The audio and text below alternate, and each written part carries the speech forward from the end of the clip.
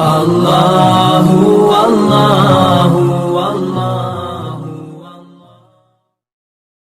حضرت عمر کا بیٹا مصر گیا، وہاں سے کمائی کر کے لایا، تجارت کرنے گیا، لاکھوں کا مال۔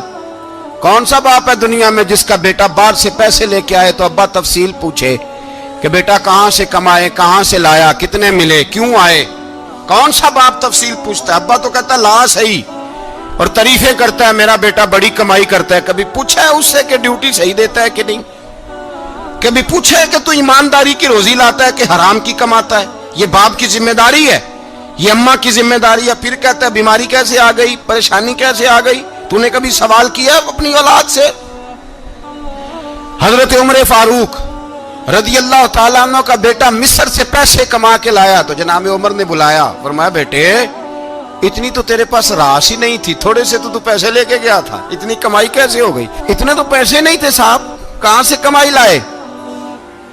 اس نے کہا ابا جی وہ جو میرے چچا ہے نا مصر کے گورنر، آپ کے دوست، انہوں نے میری مدد کی ہے۔ فرمایا جتنے لوگ گئے تھے سب کی ہے مدد اس نے؟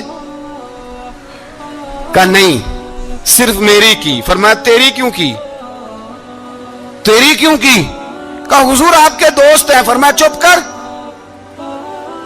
حضور انہوں نے مجھے اتنے پیسے دیے، میں نے کاروبار میں ڈالے تو نفع آیا تو میں ان کی رقم دے کے۔ فرمایا خاموش ہو جا، باقی جتنے لوگ گئے تھے سب کی مدد کی اس نے؟ کہا نہیں حضور صرف میری کی۔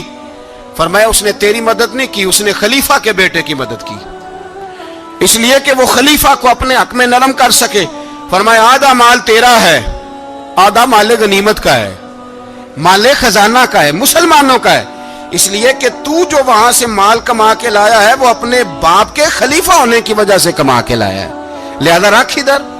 یہاں کہتے ہیں کدھر سے آیا، کیسے آیا، کون سا حساب دیں، کیا کریں؟ او بھائی حضرت عمر رضی اللہ تعالیٰ عنہ کا اپنی اولاد کے بارے میں یہ رنگ ہے۔ ایک جنگ سے نا خوشبو آئی، خوشبو بڑی مہنگی ہوتی تھی، عرب میں خوشبو آج بھی بڑی مہنگی ہے، وہ زیادہ استعمال